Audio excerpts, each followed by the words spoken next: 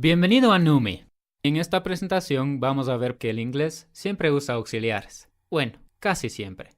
Esta presentación forma parte de la pastilla sobre el verbo to do. Puedes encontrar la pastilla completa en la página web numi.com. Empezamos con los tres tiempos: pasado, presente y futuro, y los aspectos que son simple, progresivo, perfecto simple y perfecto progresivo. En el futuro siempre usamos un verbo modal como auxiliar. El aspecto perfecto siempre usa el auxiliar have. El perfecto puede ser simple o progresivo, y también lo usamos en pasado, presente y futuro. En el futuro usamos dos auxiliares. El aspecto progresivo usa el verbo to be como auxiliar.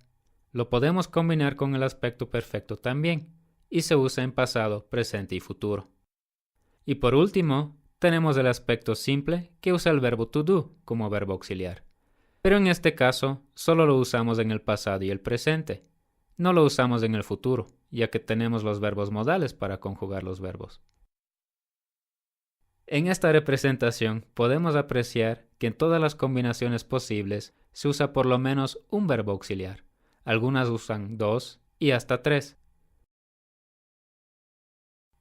Veamos unos ejemplos. Para cada combinación tenemos una oración afirmativa, una oración negativa, una pregunta cerrada y una pregunta abierta.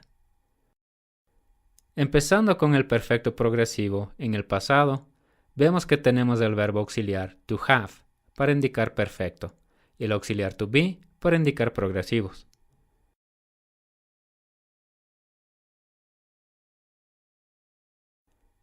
En el perfecto progresivo presente tenemos los mismos auxiliares. La única diferencia es que aquí usamos el verbo to have en el presente. En el ejemplo anterior, el verbo estaba en el pasado. En el perfecto progresivo futuro, usamos tres auxiliares, los dos anteriores más un verbo modal. Y siempre tenemos que poner los auxiliares en el mismo orden. Primero el verbo modal, seguido por el verbo to have y finalmente el verbo to be. Siguiendo con el perfecto simple en el futuro, vemos que otra vez usamos dos auxiliares. Y recuerda que después de un verbo modal, siempre sigue un verbo en su forma base. No necesitamos conjugarlo directamente, ya que la conjugación se encuentra en el verbo modal. El perfecto simple en el presente solo usa el verbo to have como auxiliar.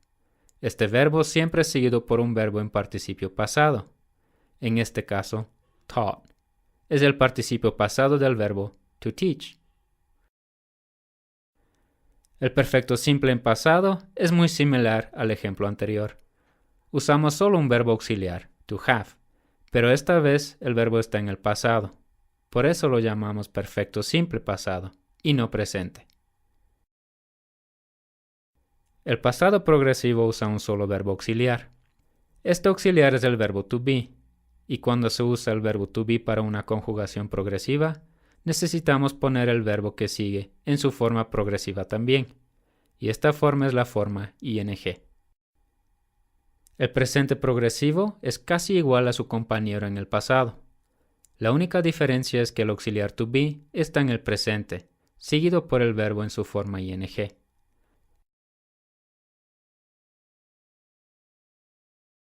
El futuro progresivo vuelve a usar dos auxiliares, es decir, un verbo modal, en este caso el verbo will, y el verbo to be. Como puedes ver, el verbo to be está en su forma base, ya que sigue un verbo modal. Hasta ahora, todos los ejemplos siguen la regla. Todas las conjugaciones necesitan por lo menos un verbo auxiliar. El futuro simple también sigue esta regla. Usa verbos modales, en este caso el verbo will. Finalmente llegamos al presente simple y llegamos a la primera excepción. Oraciones afirmativas en esta conjugación no usan ningún verbo modal. Conjugamos el verbo principal directamente.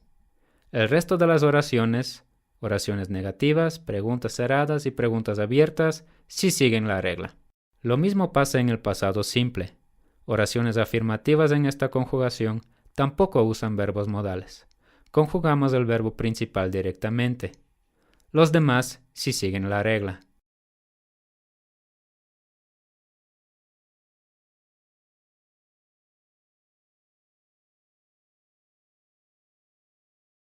Entonces podemos decir con mucha confianza que para conjugar verbos en inglés siempre necesitamos por lo menos un verbo auxiliar, salvo dos excepciones.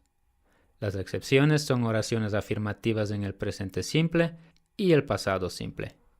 Hay dos excepciones más. También se encuentran en el pasado simple y en el presente simple. Son el verbo to be y las preguntas sujeto. Y esto es, no hay más excepciones. Espero que hayas aprendido algo nuevo y que el asunto haya quedado más claro. Gracias por tu visita a Numi y hasta la próxima.